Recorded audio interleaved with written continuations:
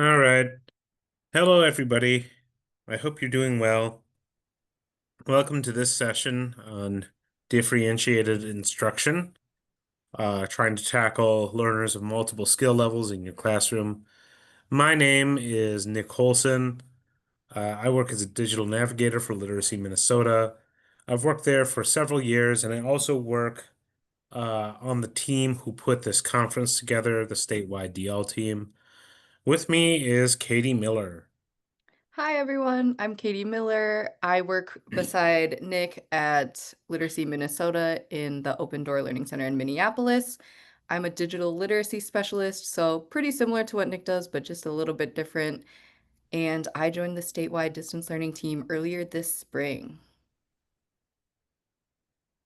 All right. Today, we'll tell you who we are, already done.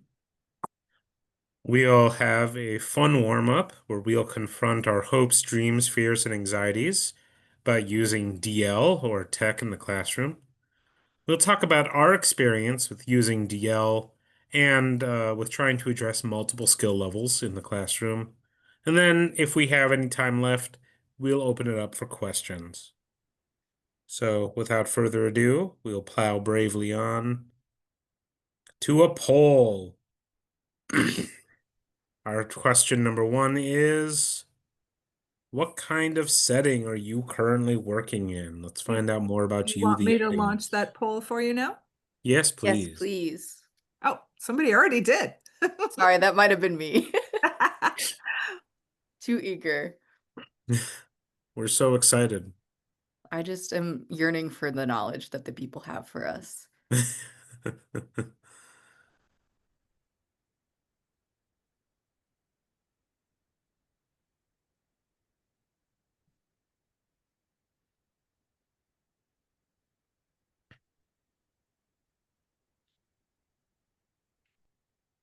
Oh my goodness, people are answering the second question and I didn't introduce it. Our second question, when you have to use tech in class, how do you feel about it? So first question, what kind of setting are you currently working in? And second question, when you have to use tech in class, how does that make you feel?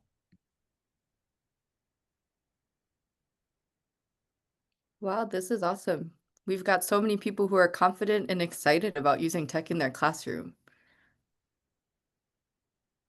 That Well, usually that's doesn't wonderful. happen.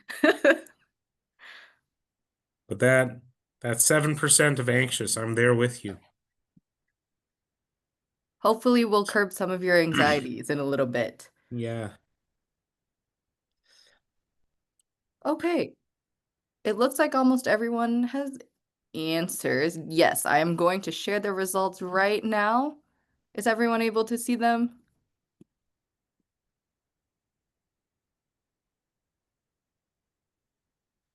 Got a yes.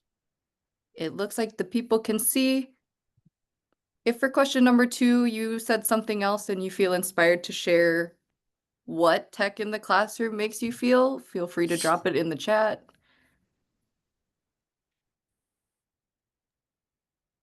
Well, in any case, so thank you for sharing that. Let me see. How do I bring up the poll again? I accidentally closed it. It should be on the bottom here. There it is. So what this tells me is, surprise, surprise, a lot of people are teaching core content. And among those, there are some people who are teaching a digital literacy class. That's what we do. And as Katey mentioned, the majority of you are confident and excited, with the minority ranging from cautious to anxious to neutral. So thanks for sharing that. Lisa in chat says she doesn't have a great adjective for it, but it can be a lot of work to manage the different levels of computer skills within the group, which is why she's here. It can, and hopefully we're here to mitigate some stress. So let's move on. We'll be mentioning this phrase a lot. Differentiated instruction. We'll be saying it so many times you'll hear me either nail this term or fumble it over the course of our presentation. We've chosen this definition from the Iris Peabody Center, a professional development and teacher training organization run out of Vanderbilt. That it's an approach whereby students adjust the curriculum and instruction to maximize the learning of students. In other words, that you are being adaptive. You are addressing the multiple needs in your classroom. One of the things that a teacher once told me is if you have more than one learner, you have a multi-level classroom. That while it pays to keep everybody to a standard, differentiation is also asking us to keep in mind people's specific needs, where they might have areas of improvement, what their strengths may be, things like that. Mhm. We'll talk a little bit about my own experience. My primary experience is in computer labs, and one reason why I pay attention to this differentiation is because in this setting, it's not a class. Everybody is working on a self-paced, individualized track. Mostly they're using distance learning platforms, and mostly they're using school devices. So while we've tried to give everybody an even playing system field, people are using the same distance learning platforms. People are using the same devices. Everybody's coming in with different levels of skill. Some people have high digital literacy skills. They know how to use computers and lower English skills. Some people have high English skills and low digital literacy skills. Some people have neither. Some people have both. We'll be talking a little bit more about the nuances here. Labs at Open Door, mostly from this time frame. We have two labs, an AM and a PM lab. The AM lab occurs after morning classes. It goes from 12 to 2. And that population has seen an influx of GED students. We started our GED program up this year. So I'm happy to serve students who are pursuing their high school equivalency. We do have a lot of English language learners, but more so in the PM. One of the reasons for this is after classes, people are busy. They're usually running to work. Maybe they have to pick up children, things like that. In the PM classes, people are coming into class. It's the lead up to class. It's more clear that it's a supplemental kind of warm up before class. Oh, what sort of places does Open Doors Lab take place in? Well, I neglected to find a picture of it, but imagine just a big hallway. It's kind of open. It's a modular space. We have a bunch of tables. This has advantages. We can restructure our place like how we wish. It has disadvantages. There's not a lot of sound control. There's not a lot of ways to prevent noise overlap. It's right next to our school cafe or kind of eating or break room area. So things can get a little bit noisy, and students who need quiet to focus tend to be at a disadvantage. Oh, excuse me. Also, because it is in a big hallway, it's not next to our computer room, we have to wheel our computers out in a cart. There's always the risk that they could fall, their laptops, and things like that.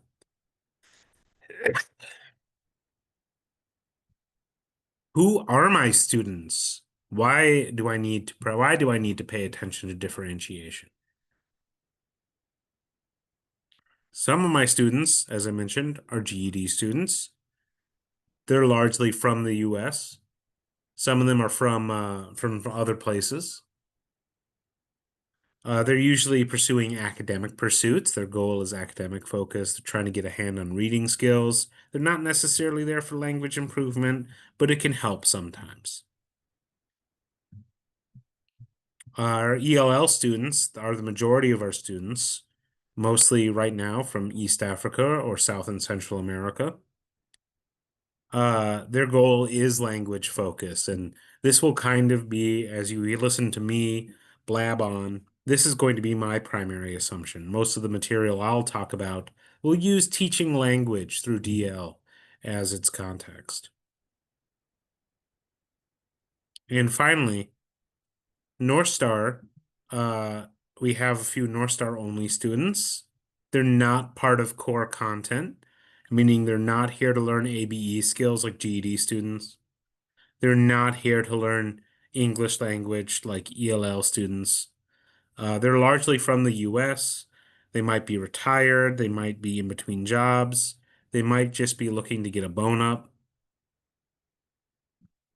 Uh, and they're here primarily to focus on digital literacy.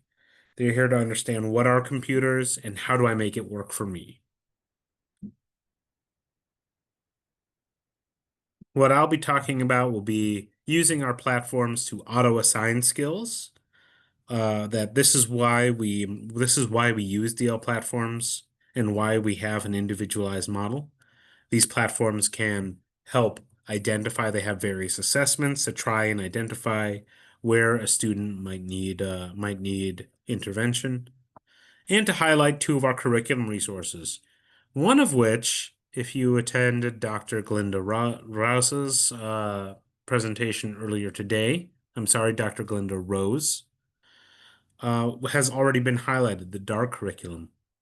The second of which, Eldest, is homegrown in Minnesota. And of course, North Star. Saving for later, some other things that were relevant to this, pair work and group orientations and onboarding. We'll talk about those in the third section after Katey has had a chance. All right. So before I charge bravely on, let me ask, how many people in their program use a DL, a distance learning or digital education platform to teach English or GED skills?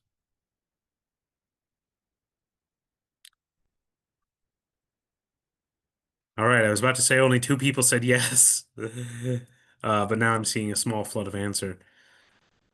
What if you had to answer right now, what is the most common program used in your program or used in your platform? Ellie, MobyMax, Burlington, IXL and Ellie, more Burlington. Yeah, the big shift from MobyMax to Ellie, a lot of Twin Cities programs have been doing that as we've made it a state-supported platform.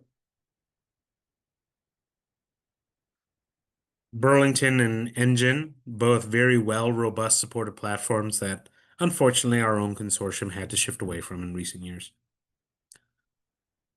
All of those platforms, or at least the major ones that I've seen, have ways to auto-assign skills. Upwardly Global, says Abby Colley. That is a new one to me. We'll have to check it out. Auto-assign skills, as the name says, is a way for a program to try to identify a students' individual needs. As we'll see, it's not perfect. They can sometimes be difficult to learn, or at least they require more of an investment than a cursory glance. But I found that they're pretty cool as far as a supplemental resource. Oh, USA Learns.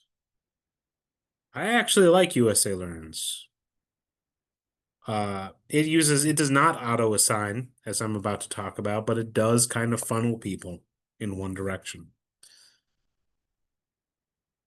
So one method of auto assigning is curation. You as a teacher get to decide what you include and what you do not include. You can MobyMax here. This is a screenshot from MobyMax's management for adaptive learning. MobyMax will allow you to identify what specific skills align to a standard do you want people to see and which ones do you not want to see. MobyMax does also have a hands-off mode where you just let its algorithm kind of do its thing, giving learners a steady drip feed. But you might want to tailor your MobyMax experience. For example, with my pre-beginning learners, these are the people that I usually need to usually use MobyMax for. I might want them to just practice short vowel sounds, and I would use the screen that you're looking at in order to limit them. I see a question. Is this question about MobyMax or USA Learns? Is it free or do I need a subscription? USA Learns is free. MobyMax, you need a subscription. Either too much coffee or too little coffee on my part. You'll hear me fumble some words. The other major platform that a lot of programs in the Twin Cities have pivoted to, at least for the year while we have our pilot going, is Ellie. I saw quite a few people mention this in the chat, and this is our big program. This is our big project for the year, seeing how well Ellie works as a distance learning platform. Ellie's lesson planner is a good example of curation, of picking and choosing different lessons and skills that you want your students to use. I found Ellie to be rather intuitive this way. I kind of like how it's organized. The downside is that I really do get what I get out of it is how much time I put into it. I need to be intentional about what sorts of things I am assigning. In our first example, MobyMax, if you were to go into MobyMax's specific skills list, that little blue button over there, you'd see a very detailed list of different standards and assignment types. With Ellie, I'm largely organizing by module. Each one of these blocks is one learning module with either a reading or an assignment or something, and they have many different types of activities baked in. So Ellie just kind of lets me lob blocks of content together, kind of like building a wall. Whereas MobyMax lets me pick and choose, almost like I'm drawing a blueprint or crafting a detailed plan.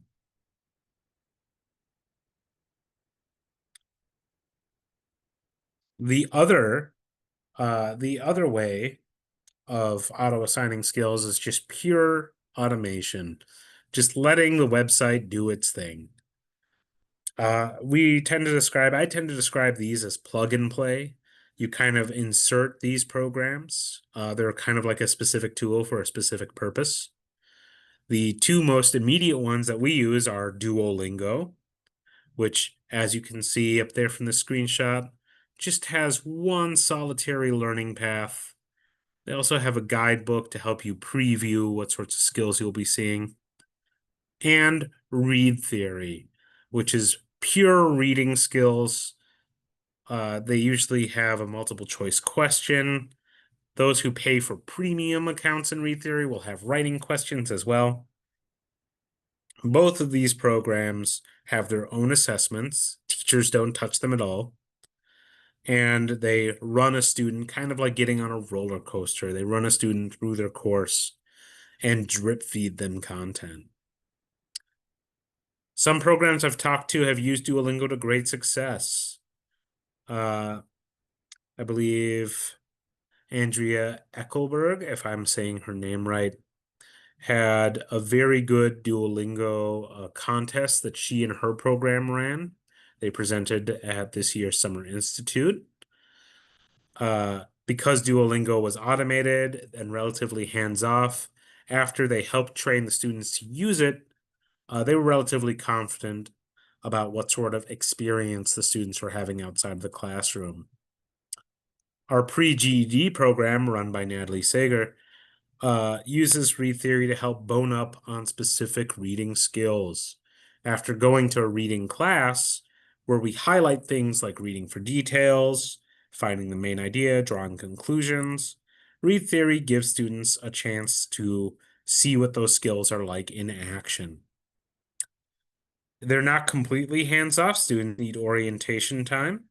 And even when, as in the case of Ellie or MobyMax, even when there are orientation videos, I often have to directly orient people. I have to make sure that people are comprehending what the tutorial is saying, or provide my own sort of on-ramp for lab.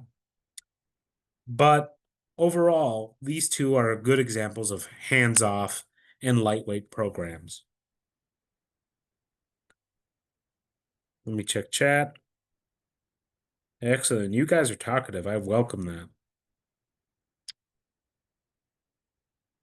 Finally, two other resources for differentiation are these curriculum.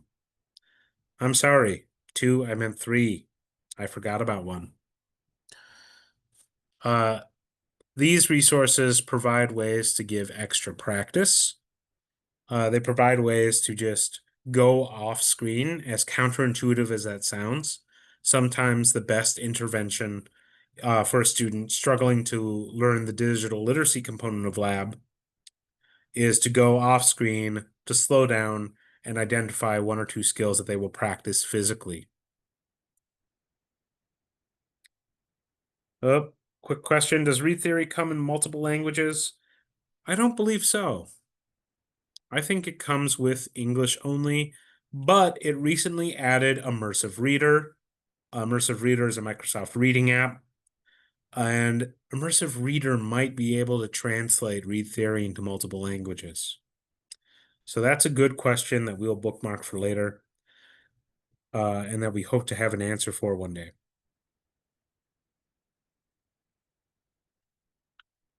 The first curriculum is DART, Digital Access and Resilience in Texas, reappropriated to DARM, Digital Access and Resilience in Minnesota. It originated from in-workplace classes at Tyson Foods, and it was designed for the very beginners. I taught DART in a pilot for about a year, and there's a lot to like about how it scopes various assignments.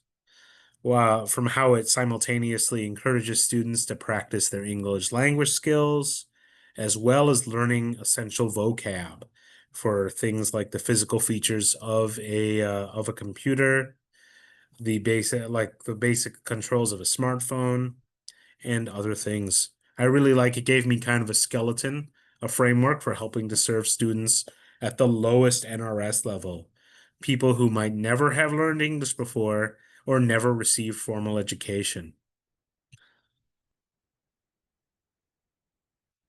You can find Dart at the following link.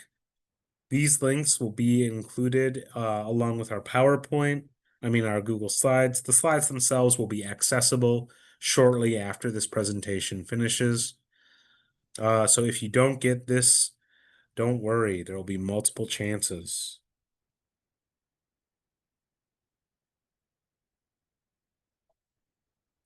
Dart is free. It's from TESOL.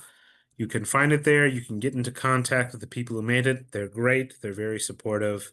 They even came all the way here to talk about it earlier. Second resource is Eldus. Eldus was developed by the Lindale Neighborhood Association. It's relatively new. I think it's about 1 to 2 years old now. Oh, I see multiple exclamation points for Eldus. And I'll admit I have not gotten a chance to use this, even though I am promoting it. And that's because I really want to see how it does out in the wild. Eldus is very comprehensive. It's focused more so on training digital literacy skills than language skills. The most common tool we use at our program to help train digital literacy skills is North Star. But North Star is kind of complex. People can't see it. Or I'm sorry, the North Star is kind of complex. It is recommended for intermediate English level students. Eldus aims to be more accessible. Some highlights that I want to say before moving on. It was tailored to learners in the Twin Cities. So they partnered with somebody in Somalia to help produce Somali language videos going over the same content. Sometimes, if your learning goal is digital literacy instead of English language instruction, accessing the primary language can kind of be a silver bullet, can give people that ground floor to launch themselves forward. A key example of differentiation. Again, don't panic if these links don't show up in the chat.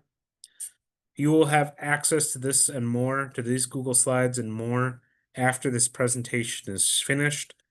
I encourage you to go out and go to Lindale, download Eldus, and check it out.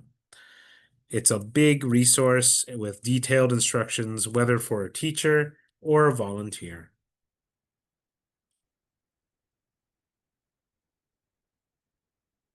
Those curriculum I mentioned, they have a lot of advantages. I've been droning on about them. You can tailor them to your specific needs. There's no Wi-Fi connection required. But as I said before, what you get from these is what you put in. They do take time and energy to implement, and not everybody has that. Some people might be asking, how do I even get started about this digital literacy instruction thing? Where do I find other people to talk to? How do I make sure I'm on the right track? I would like some professional development. Well, as Elizabeth mentioned at the opening of our courses, we have a ton of stuff on Canvas, including stuff about digital literacy instruction. These two in particular will talk about things like distance and blended learning, or North Star, the resource that formed the backbone of my own program. You can go to this website in order to find out more. Again, this website will be available in these slides after this presentation. All right, that was my kind of info dump. I went on at length about the distance learning platforms we use and the ways in which we try to meet different student needs.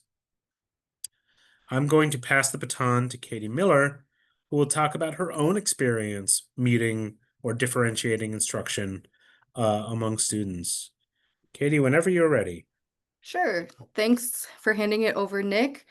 Um, I will give the caveat that I am digital literacy staff at our site. I'm not directly a core content teacher, but for this, I am talking about specific time in core content classes that are dedicated to practicing digital literacy skills.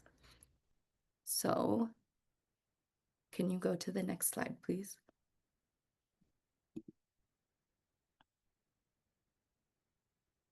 Okay, so what are my credentials? You can click. Sorry, one more time. I have worked with several different classes at our open door site. So I've done digital literacy push-ins with our beginning class, our beginning English class, our intermediate English class, and our GED class. So we're covering, knowing what Nick explained about our population of students at this site, you can probably see that this covers a pretty wide spread of people and populations. We can go on.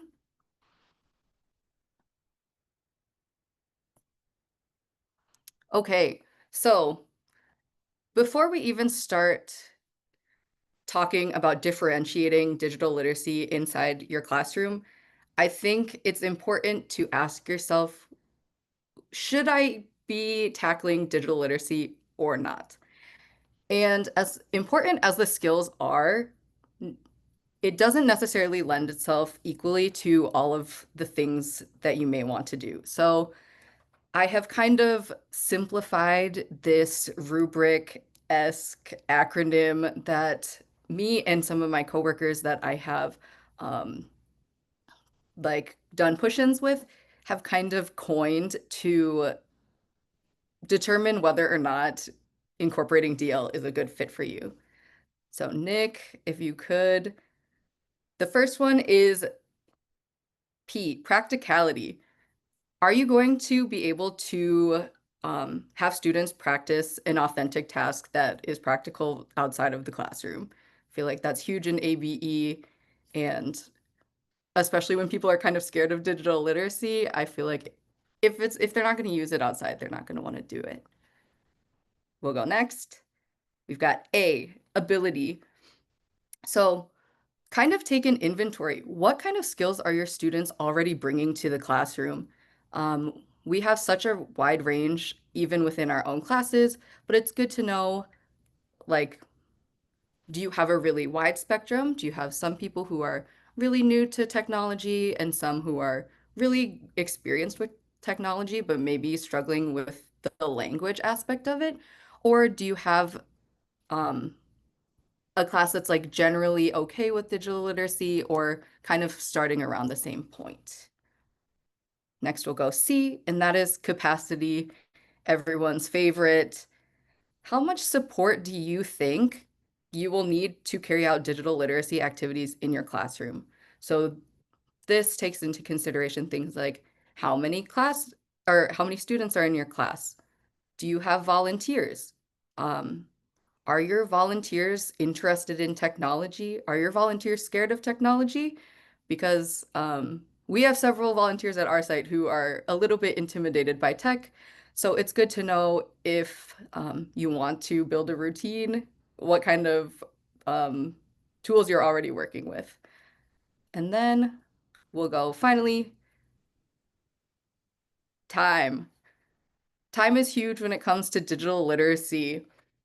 So how long do you have to dedicate to developing a routine or doing digital literacy in your class?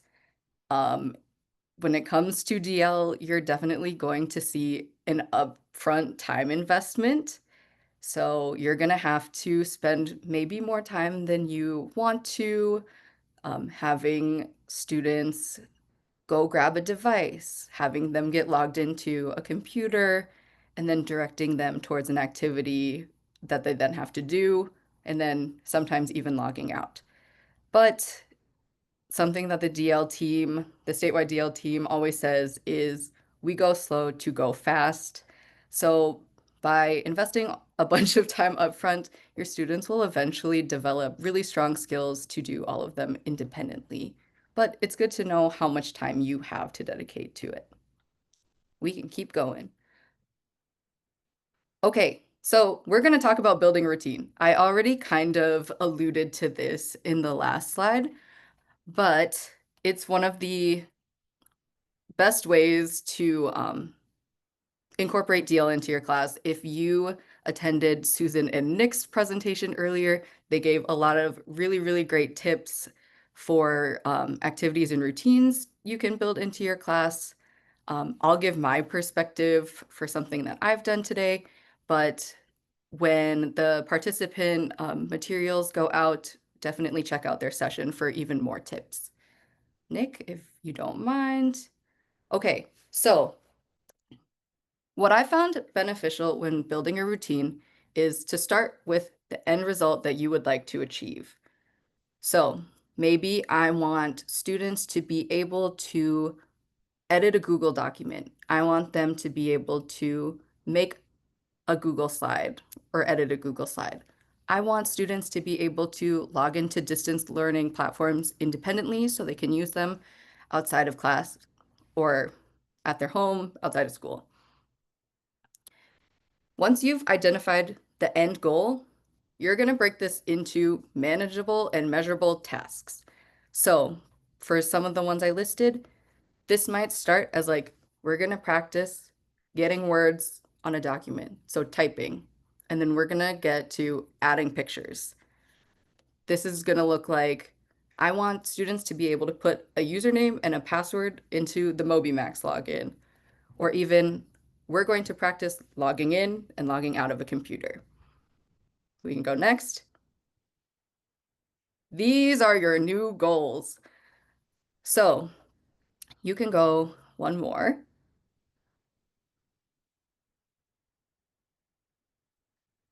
So with these new goals that you have, I find that they're better because they're measurable and I think it does make it more manageable. It makes it a little bit less scary to students when you're not giving them the whole end product. A lot of our students are really stressed out by using the computer for whatever reason, for a variety of reasons. So when you break it into concrete actions that they can do pretty quickly in the grand scheme of things, it definitely seems less daunting than throwing all of your goals and hopes and dreams for their digital literacy skills at once. And once you have that, it's great to brainstorm a way to find a repeatable activity to practice your new goals. So you can go next. We are going to practice, or I'm going to show you how I did this with one of the classes that I was working with. So in the next couple of slides, you're going to be seeing a routine that the intermediate English teacher at my site and I developed to help students be able to um, edit slides and edit documents in Google Suite. So Nick, if you don't mind moving on. Okay, this is what I like to call the great DL progression chart. I've taken all of the manageable tasks and skills that I wanted students to be able to achieve, and I've basically put them in a line.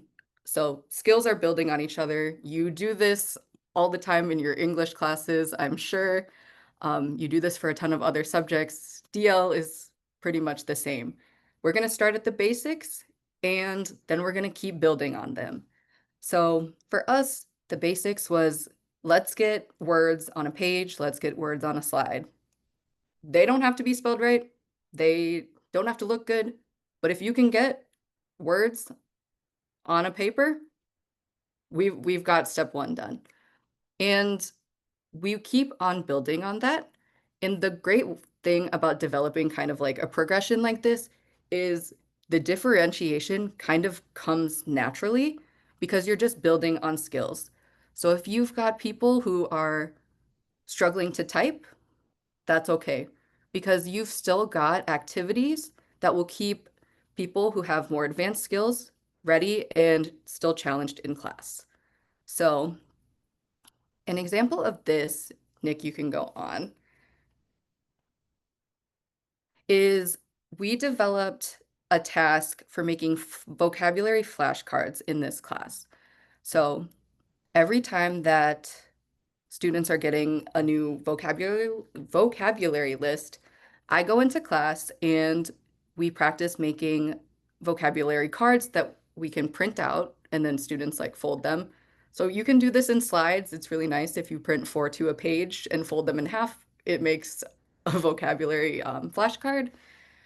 But they can also do it on their phone, which is awesome. I didn't include that here, but if you have questions about that, feel free to reach out. I can let you know how to do it. It's really easy. So this is a real example of a student that um, this was all the way back in April. And you can see I kind of gave them a template. So I gave them the flashcard, and then you can see I added the term one and meaning one, term two, meaning number two, to try and guide them to type in the right spots. So you can see this learner, something we want to practice is deleting, deleting text, basically, things that we don't need. This is in Google Slides. Um, so it's really easy because I can bulk make a bunch of slide decks and my students don't have to worry about logging into a Google Drive or making their own slide deck.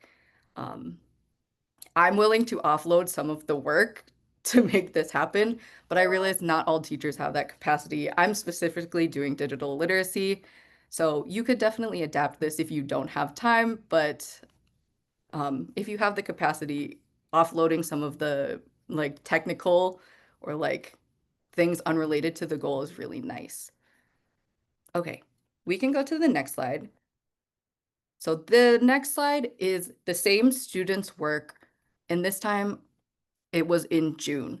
So you can see that we got a little sidetracked with how to move things around. But what you'll see is we were able to delete things that we didn't need, and we are definitely in the process of getting things more uniform. And I guess one thing I forgot to note in the last slide is the student wasn't able to finish typing their whole vocabulary list. But in June, after we had done it a couple of times, they were able to complete typing their whole vocabulary set. So although there's a couple of mistakes, um, you can see that they are increasing their typing speed because we are practicing the same thing and they know what to do. And I will move on to the next one to show the final result, which is actually from just last week. So this is the same student throughout the whole time. And you can see that they have made all of their flashcards uniform. There is no spelling mistakes, and there's largely no grammar mistakes.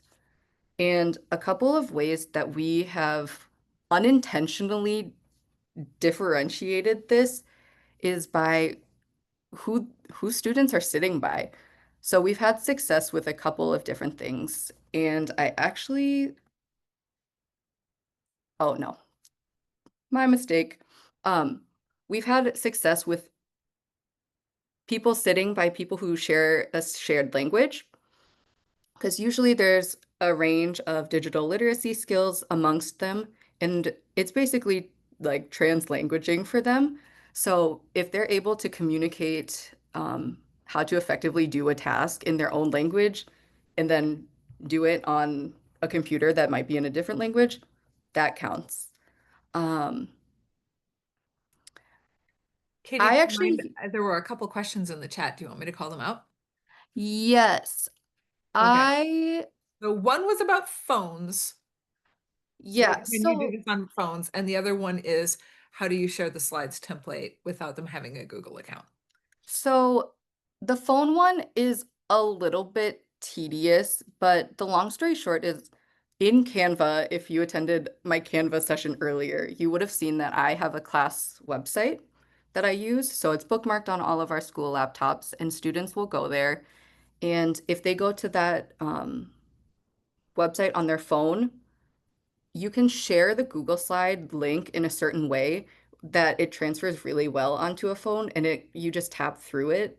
So it kind of looks like Quizlet. It's basically like presenting a slideshow on your phone, and it works really well.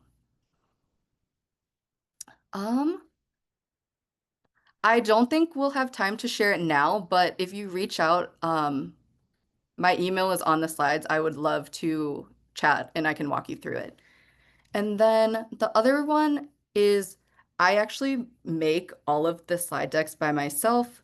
So if I have 12 students who are there and going to be doing vocab, I'll make 12 slide decks. I just make a copy of them and then put their name on it and they can find it on my website.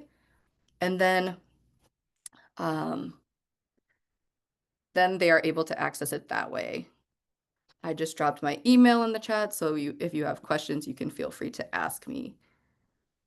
Um, Yeah, and and then, then quick question yeah. from there, when they access the slides from your website, are they logging into a common Gmail account or just an anonymous one, or is it tied Um, to a school Gmail? so so all of our computers at my site are logged into the same email or the same Google account, and it has no problems being open on 18 Chromebooks at a time because they're editing different documents. You can do it in a guest browser as well if you don't have a Google account. What I will say is there is usually limitations on adding images, which was one of the steps that a lot of the students in this class use. So sometimes it works if you have people who won't necessarily get to that, but if you have people who are at the stage where they can type everything up and they just need to, um, or sorry, I just lost my train of thought. long story short, you can get away with a guest account depending on the digital literacy level of your class. Any more questions on the flashcards? So if you want students to do it on their phones, do you have a QR code to the website and then they click the link from there, or how do you I've get them there? I've so if anyone is familiar on most mobile devices, you can take a website and add it to their home screen. Right. So I just made a shortcut to my website and then it's a direct link. They just have to click. Ah, okay. So it's a little bit technical, but it's if you So know you how to worked with the do students to bookmark basically or save to the home screen your website for the class, and then they can just open it like an app from their home screen on their phones. exactly. Nice. But honestly, most of my students don't do that. We print these out for them and then they fold them in half. So they have the physical ones and that works just fine as well. But if you wanted to, you could make a QR code or something Yes, like that to absolutely. get to it. Yeah, and then people could just scan it with their phone and get there. Okay. I think I just have one more slide, Nick. Oh, this is a little bit what I was talking about earlier. We found success with people sitting by others they share a language with. We've also found success with um, kind of complementary pairs. So maybe someone who doesn't have as many digital skills sitting with someone who does. Because of the community-based nature of ABE, I feel like students are always really willing to help each other out and that works really well. You can also differentiate groups by where they are on the progression, and that has worked as well. Okay. This is actually my last slide. So, like I said, anything you take away from what I've said is start small. If you start small and make it manageable, it will demystify the computer. Students will be less scared of the computer. I promise it won't bite them, and they get a lot better at using them. Um, Stick to the goals you set. That's the hard part for me. I dream really big, but having this concrete set of goals and sticking to it works a lot better than me being a dreamer. And then don't underestimate don't underestimate your class skills. They bring so much knowledge to your class anyways. A lot of them probably already know how to do stuff and even more. And it's awesome because they get to show this in um, what we did. And then be patient. The skills take time to develop, even though it might be easy for us. A lot of us have been using this technology forever, and it might be brand new to other people. So, Um, One thing that I will add on to Katie's, and it might come across as unwarranted puffing up, but I myself found that Katie's push-in classes were producing some truly astounding results. And the biggest thing that I noticed was students learning how to express themselves using their new digital literacy skills, whether that meant customizing their phones, being able to choose images, emojis, or other items they felt were more representative of themselves. It was very wonderful to see them put that layer of digital literacy into use, both academically, both for class, and in their daily life.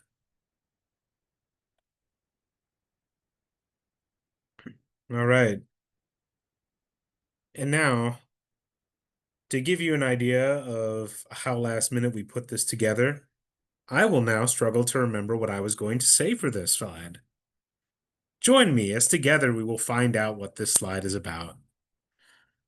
I think if we had to summarize some of this stuff for a computer lab, a lot of the same things will apply.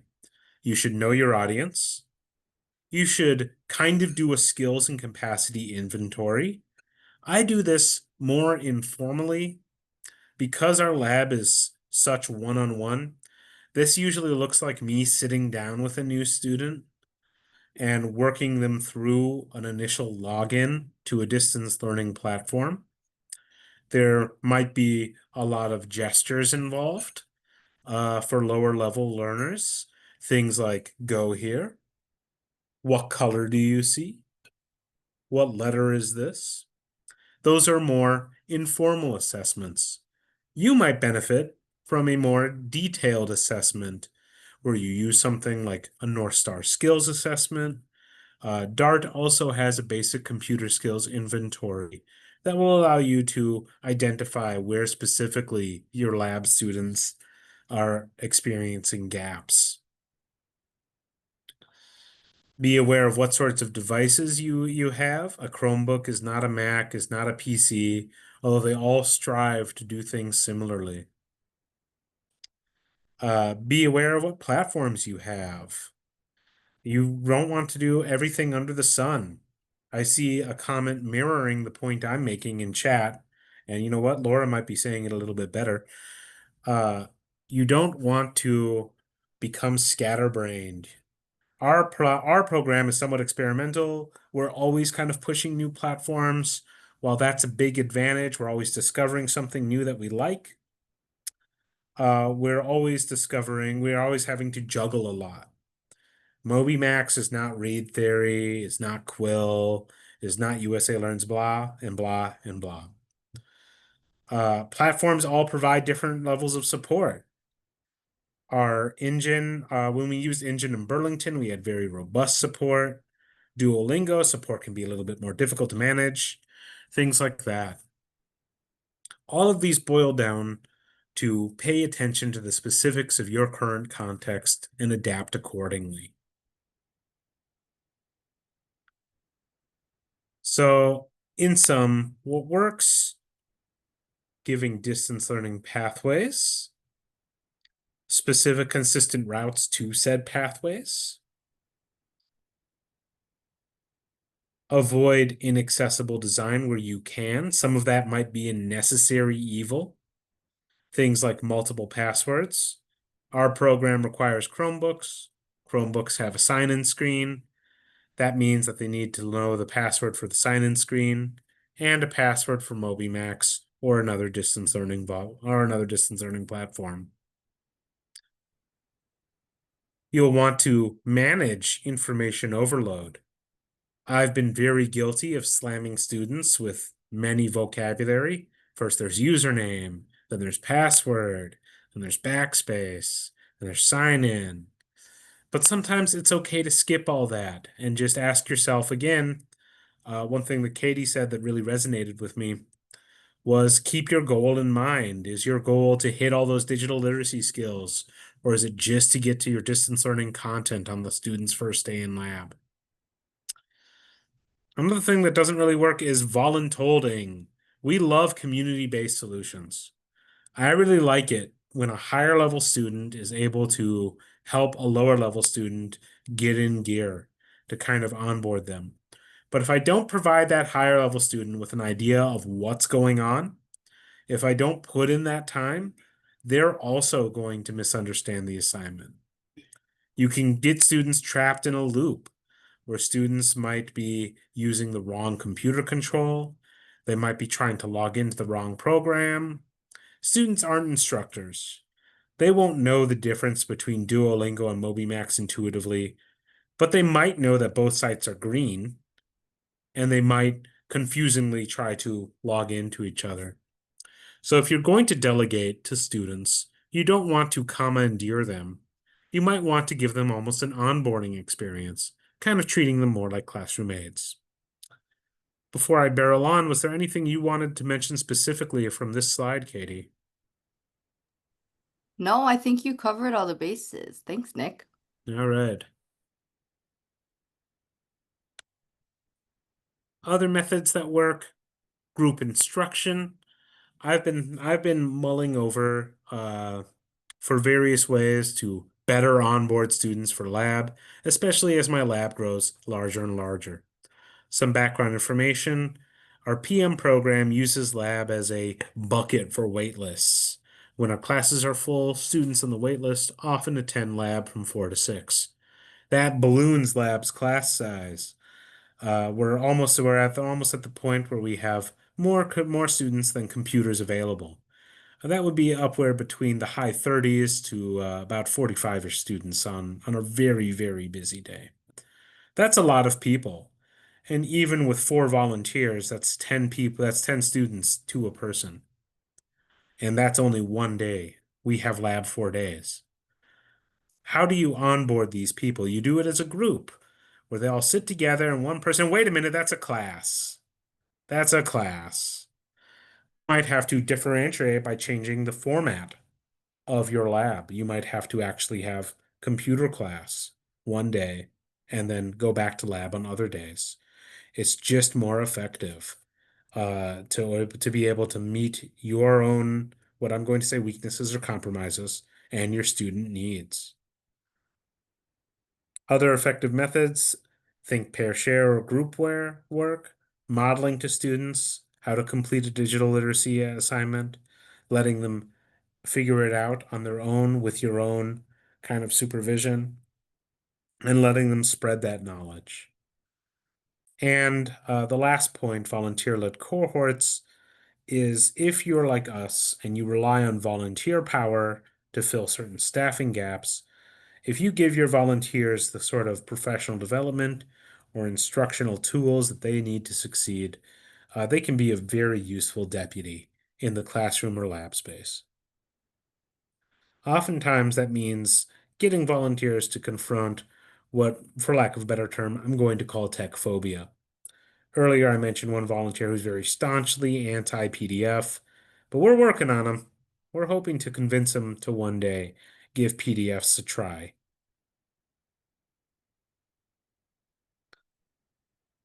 All right, so that brings us to our ramshackle close. That's about all that we had to say, and we thank you for being very engaged in the chat. I'm going to open up the floor for questions. We have time for maybe one really fast question. Any question about Google Slides, putting things on mobile? You can be on the lookout for the additional resources if you're interested in what I discussed earlier. I will try and have those added to these slides that will be in the participant folder sometime next week. I also did put a link in the chat from like Apple help desk on how to save a site to the phone's home screen on your iPhone.